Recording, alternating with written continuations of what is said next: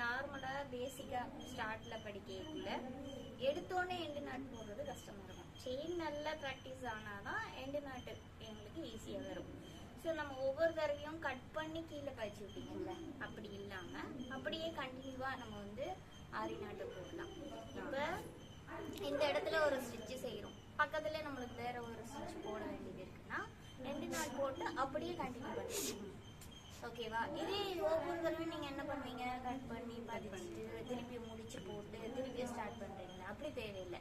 ரெண்டு நாட்டு ஒரு லைன்ல ஸ்டார்ட் பண்ணி ரெண்டு நாள் போட்டீங்கன்னா அதுல இருந்தே அப்படியே அடுத்த இதுக்கு நீங்க போயிடலாம். திருப்பியும் முடிச்செல்லாம் போட தேவையில்லை, கட் பண்ண தேவையில்லை, கீழே அப்படியே கண்டினியூ பண்ணலாம். ஆனா உங்களுக்கு இந்த ஒரு லைனுக்கும் இங்கேக்கும் நிறைய கேப் இருக்கு, இடைவெளி வந்து அதிகமா இருக்குன்னா நீங்க ரெண்டு நாள் போட்டு கட் பண்ணிட்டு புதுசா தான் இங்க ஸ்டார்ட் பண்ணணும். ஏன்னா நடுவுல இவ்வளவு லென்த்துக்கும் நூல் போகும்ல, அப்ப தைக்க கஷ்டமா இருக்கும் தைக்கிறவங்களுக்கு. இப்ப நீங்க தைச்சாலும் சரி, வேற யாரும் தைச்சு கொடுத்தாலும் அந்த தைக்க அது கஷ்டமா இருக்கும், நூல் சிக்கப்படும். அதுக்காக பக்கத்துலன்னா நான் அப்படியே போடலாம். கொஞ்சம் கேப் அதிகமா இருக்குன்னா அப்படி போடக்கூடாது. சரியா? முடிச்சு போட்டுட்டு ரெண்டு நாட்டு வந்து நம்ம நார்மலா ஆரி நாட் போடுறதுக்கு நார்மலா நம்ம இப்படி செயின் போடுறோம் இல்லையா, அதை ஒரு 4-5 செயின் போட்டுருங்க. இது பிராக்டிஸுக்கு.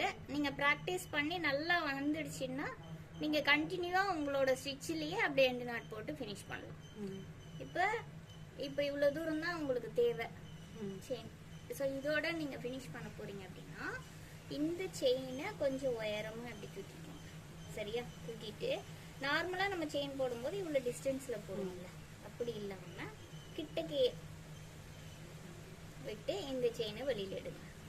ஓகேவா? வெளியில எடுக்கும் போது இந்த அரைவாசியில ஒண்ணு விட்டுருக்கோம் பாத்தீங்களா, அத அதுக்குள்ளாலேயே விட்டு இந்த அரைவாசியில இருக்கிறத இந்த ஹுக்ஸ் இருக்குல்ல அதுல ஃபிட் பண்ணி பிடிச்சிட்டு கீழே இருக்கிற நூலை இழுக்கணும். மேல ஒண்ணுமே செய்ய வேணாம், கீழே இதை டைட்டா பிடிச்சிட்டு நீங்க கீழே இருக்கிற நூலை இழுத்தீங்கன்னா போதும். இது கீழே போறதுக்கு நீங்க எப்படி டைட் பண்ணீங்கன்னா போயிடும். ஸோ மறுபடியும் போட்டு காட்டுறேன். நார்மலா நம்ம செயின் போடுறதுதான் போட்டுட்டு இப்போ இங்கதான் ஃபினிஷ் பண்ண போறீங்கன்னா இந்த செயினை கொஞ்சம் ஹைட்ல வச்சுக்கோங்க. இது 1 ஞாபகம் வச்சுக்கோங்க.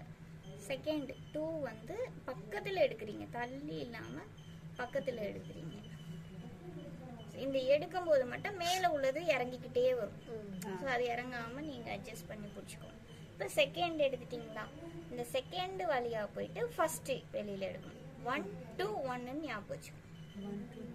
1 to 1 மெத்தட் மீன்ஸ் இது கட்டு போடும்போது